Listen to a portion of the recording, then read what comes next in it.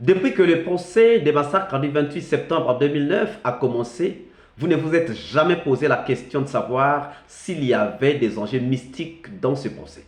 Mais dans cette vidéo, nous vous disons tout.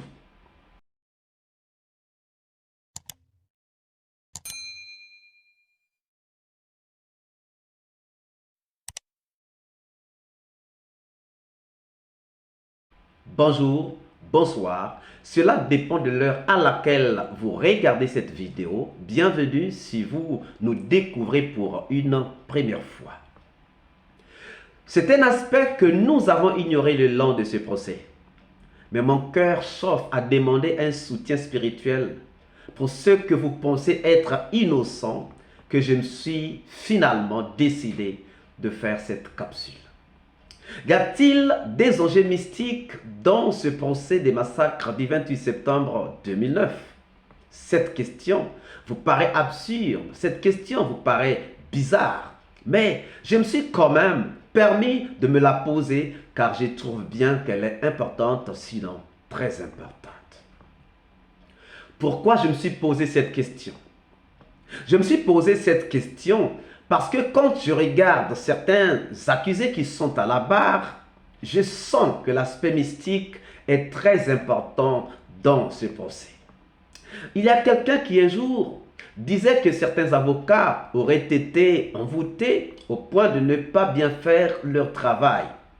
Je savais que c'était vrai, mais je savais aussi que c'est des deux côtés qu'il y avait des forces mystiques. Pour couper court, le jour où Dadis a pris la parole pour la première fois, vous vous souviendrez qu'il y a eu coupure d'électricité au parquet. Et le lendemain qu'il a pris la parole, il y a eu coupure d'électricité au niveau de la maison centrale. On peut dire que ça pouvait arriver. On peut le penser. Mais pourquoi on ne soupçonnerait pas un combat ou encore une bataille spirituelle, une bataille mystique dans ce procès? Revenons à la prise de parole de Toumba. À la prise de parole de Toumba, il a récité des sourates. Il a parlé de ces sourates comme ayant une teneur mystique. Ici, lorsque nous parlons de mystique, cela veut tout simplement dire le côté invisible du procès. Ce que nous voyons, c'est le côté physique. Le procès que nous regardons, c'est le procès physique. Mais il y a aussi le côté invisible qui est là. Quand Toumba parle des anges, quand il parle de la protection du tribunal, de la protection des juges, des assesseurs, des procureurs, peut-être que les gens n'ont pas fait attention. Ou peut-être que les gens ont pensé que Toumba plaisantait. Mais les avertis savent que ce n'est pas pour rien qu'il le faisait. Ce n'est pas pour rien, ce n'est pas pour divertir les gens qu'il a parlé ainsi. Vous conviendrez avec moi que tout ce qui est physique vient du spirituel. N'est-ce pas? Toumba qui est musulman l'a dit que le pouvoir ne se ramasse pas, mais que c'est Dieu qui le donne à qui il veut. Et les chrétiens savent que la Bible aussi dit que toute autorité vient de Dieu. Donc, le pouvoir est spirituel avant d'être physique. Et c'est la même chose dans toutes les choses. Ce que tu n'as pas eu en esprit, dans l'invisible, tu ne l'auras jamais en chair. Vous voyez les gens qui vont consulter pour avoir de l'argent, du succès. C'est pour aller chercher dans le monde spirituel afin que ça devienne réel dans le physique. Or, si nous regardons les accusés, nous nous rendrons compte que nombreux ont des pouvoirs mystiques. C'est clair. Allons-y, on va décortiquer. Commençons par Toumba. Il est imam. Il n'y a pas de doute. Il est mystique. Et il l'a prouvé. Quand même il parle de la mort de Makabo, il parle du fer contre le fer. Peut-être que les gens n'ont pas compris. Peut-être que les gens pensaient qu'il parlait de la force physique, mais non. Il parlait du côté mystique. Makambo, celui-là qui circulait le camp en caleçon avec sa machette. Toumba parle des intimidations, mais des intimidations mystiques, pas physiques. Des intimidations mystiques. C'est clair.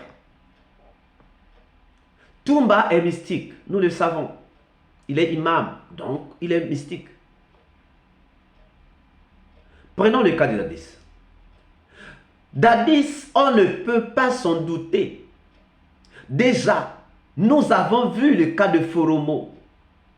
Dadis a fait appel à Foromo, l'un des plus grands féticheurs de la forêt, alors que Dadis n'était même pas encore président. Et c'est sûr et certain que Dadis n'a pas commencé par Foromo. Il a peut-être commencé par les sergents féticheurs, les caporaux féticheurs, avant d'arriver à ce colonel de féticheurs qui est Foromo.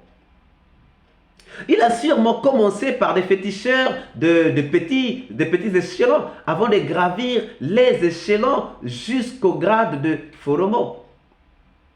Nous pouvons aussi parler de son initiation avec le groupe de Gomo Sangaré lorsqu'ils ont laissé Toumba. Nous comprenons donc que Dadis est un homme qui connaît le mysticisme. On nous a parlé du magicien venu de l'Inde.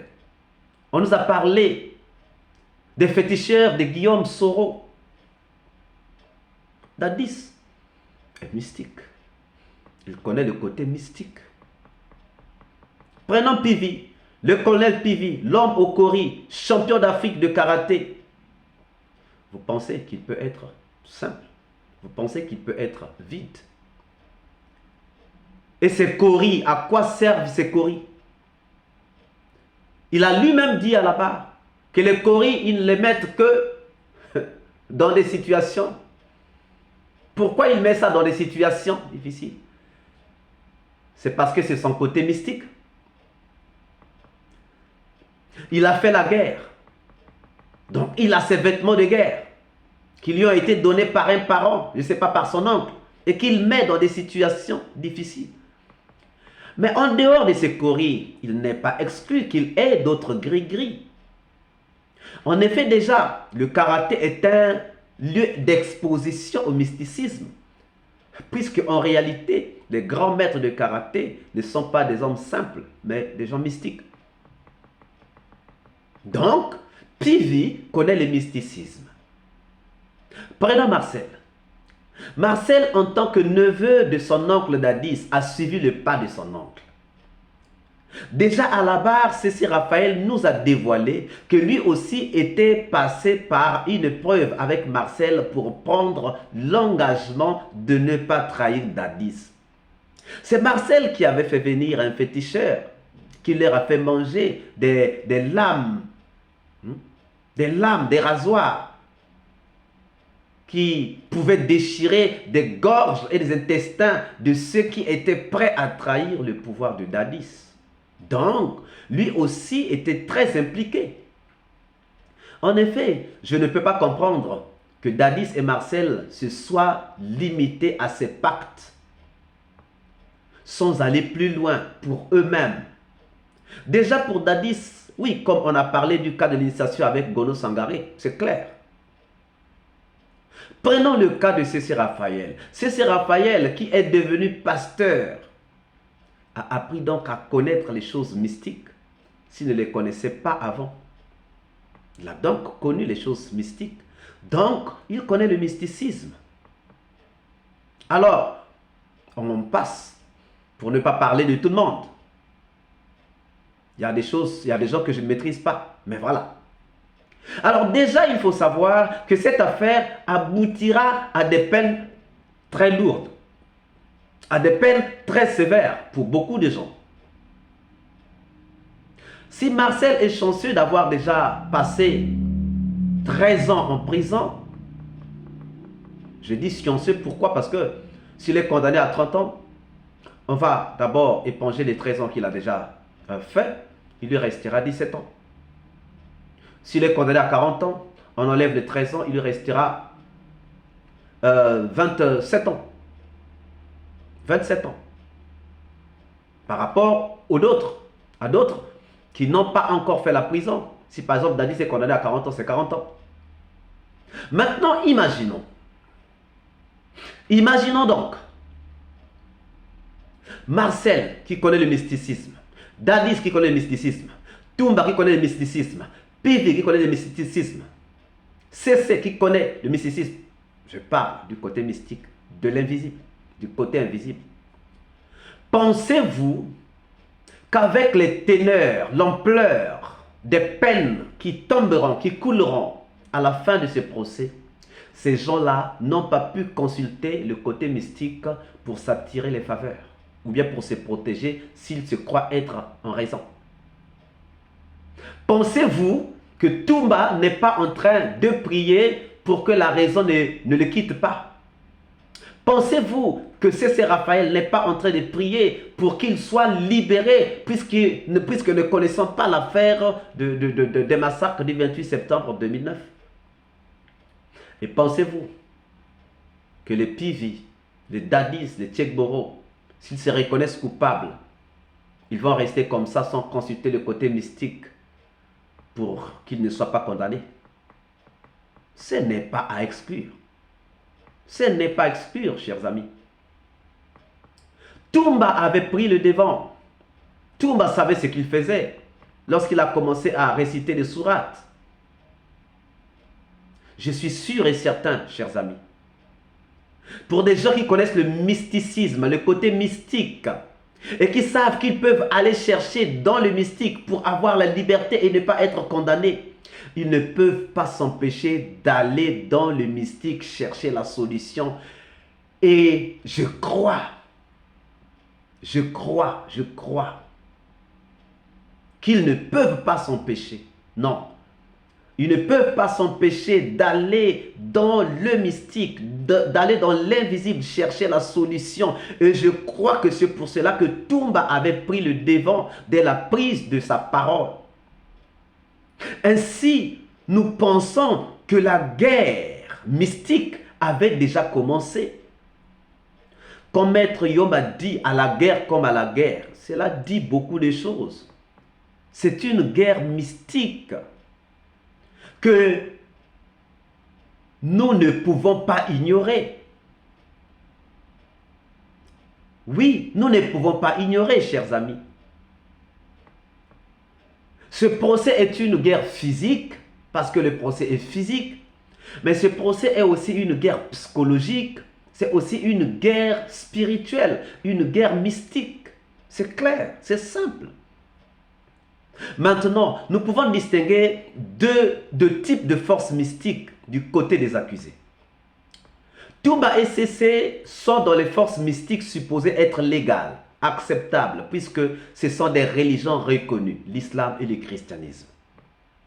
Dadis, Pivi, Marcel et autres, quant à eux, sont dans des forces mystiques supposées non reconnues, puisque ce sont des fétiches.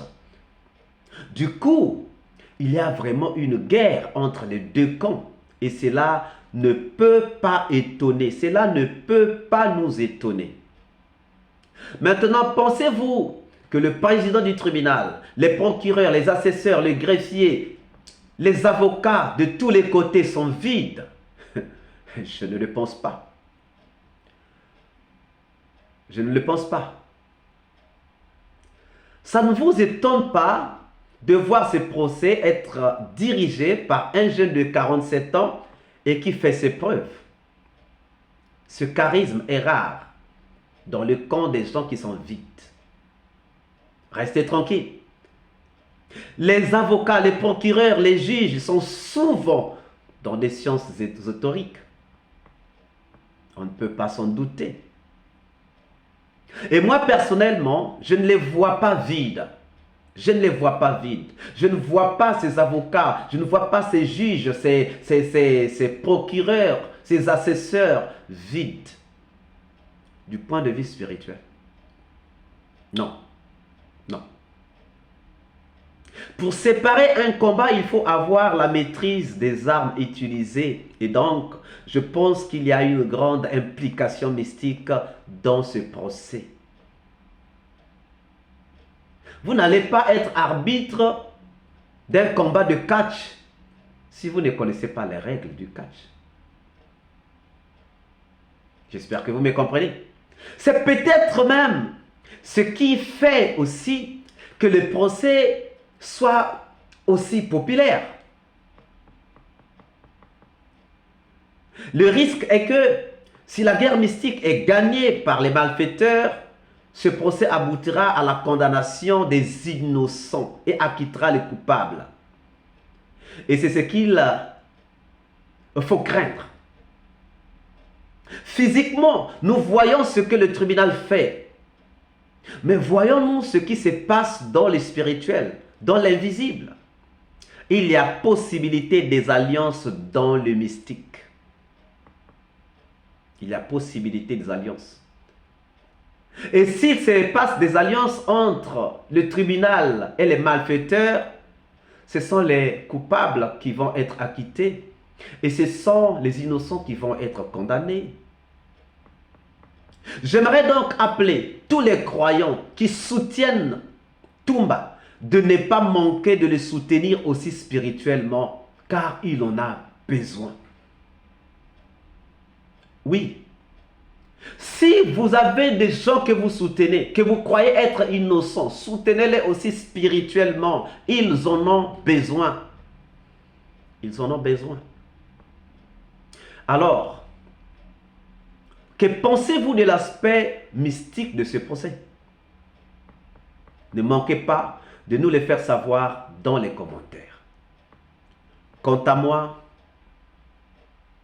je vous demande de me permettre de vous dire à très bientôt. Ciao!